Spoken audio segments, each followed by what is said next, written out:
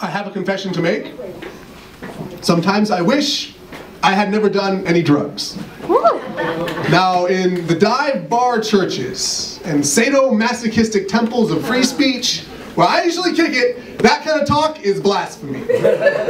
Might get you dragged to the curb by your earlobes, but hear me out. A cool friend of mine once said that success is being the awesome grandpa with lots of stories. Yeah! I agree wholeheartedly. I've jaywalked across freeways backwards with my eyes closed. That's not true at all.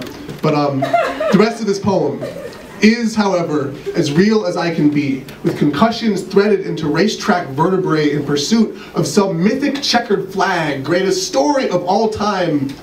There was always a price to pay. Snorting lines of cayenne pepper and sniffing whiskey out of spoons.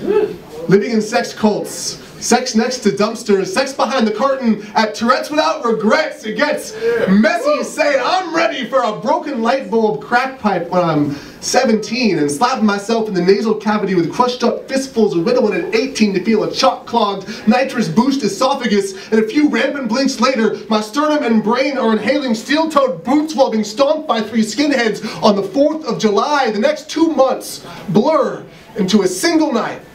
Before I know it, I'm shuffling ecstasy to strangers like a deck of counterfeit checks, thinking these paid-for emotions won't come with a hidden cost.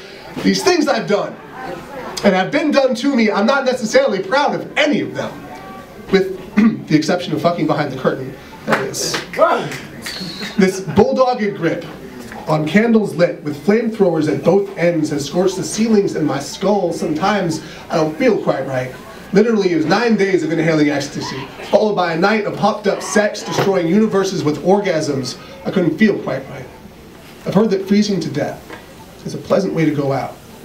After your nerve endings crystallize, you drop off into a sauna inside your own skin. Perfect transition, like God is the ultimate DJ and you're just faded on to the next record. I think I replaced the needle with a rusty nail. After the overdose, it was like my dick had frostbite. 9 months. No sensations in my cock or anywhere else. Loneliness is the difference between all you can feel and what you are missing out on. Where do you go when you've made cesspools out of watering holes, stranded on a desolate island inside my own body? There are no cheap thrills. Emotion and the experience of pleasure cannot be divided. There's only the agreement of sanctuary when we step inside of each other, find holiness in eye contact, absolution in the offering of our real. It doesn't always feel good to eviscerate our guts with fingertips, but at least it feels like something.